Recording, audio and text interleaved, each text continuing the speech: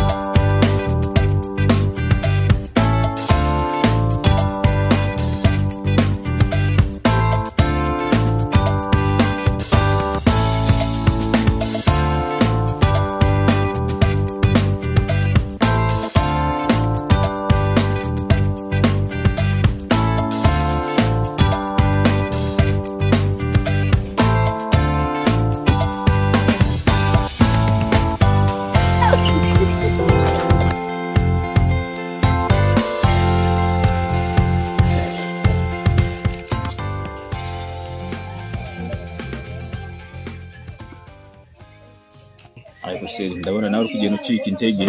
Ego sheri nyine umubyeyi twite ntago byabura ariko sheri warizi ko wa mugabo nyiri iyi nzu namaje kumwishyura ni byiza noneho narinzi ko uyu mwana azavukira muri kode none burya amaze kuyishyura ariko ntabwo ndarangiza neza namusigayemo ibihumbi 10 sheri ibihumbi 10 wari umuntu w'umugabo byakunaniye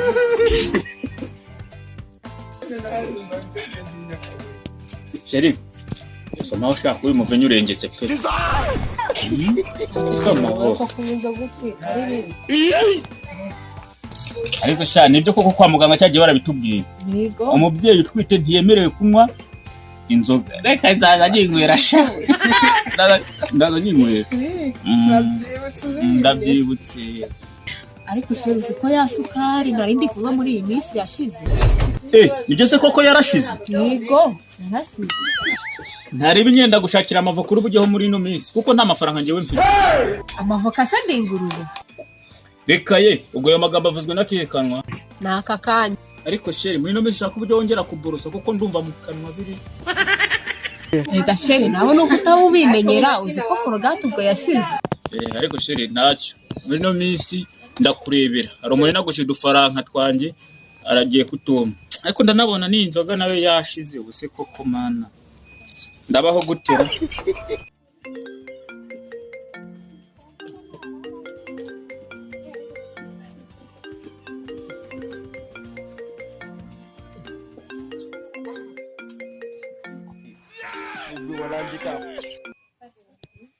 Halo niweza bite ugiye kuza se ko ntarindi mu rugora ntabwo mpari sawa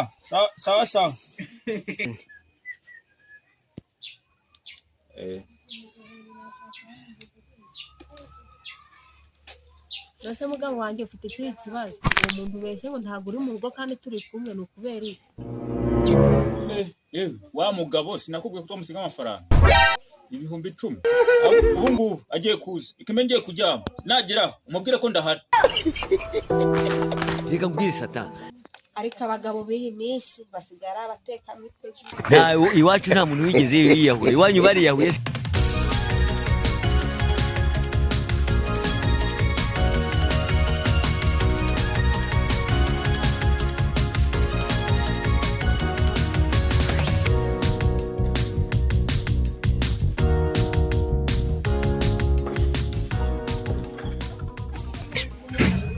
arambona amafaranga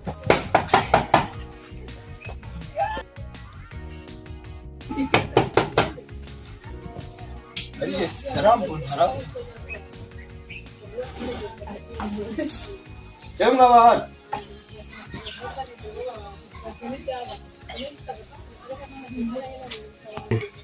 ndebera ntahari harakinguye urandebera arabura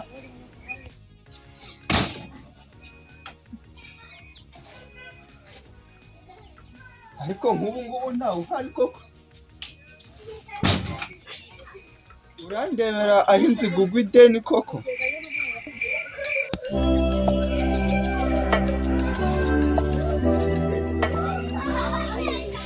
ariko ariko nyagitobo ku bwonko we agishaka kuntobora urugi rukujya Mugwi walandika. wese kandi uteye uturuka nturutse mu nzu none se ubonye nduruka nari mbonye uturutse mu mwobo hari ahandi ugaturuka mu isenga nk'impyisi we ubonye nturutse mu mwobo cyangwa nturutse mu nzu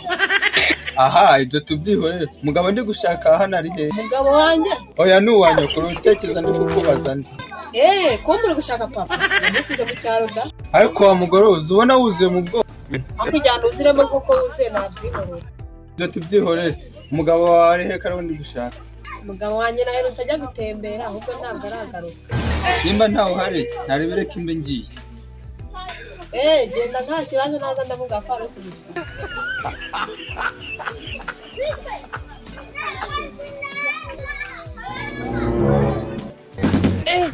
cyagiye wese cyagiye cyagiye cya sheri unkoreye umuti pe ubusa amafaranga nari kuyakura yo kumuha sheri tunazanye kagacupa kanjye be nkanywa kitaza kugaruka kinsanga ahangaha ndebe yonje Mugwi walandika.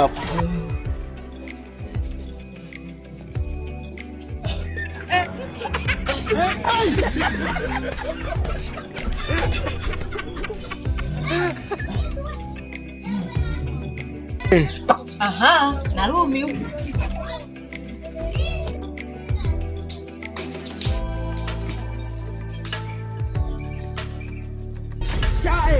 Ngore son jabi imbere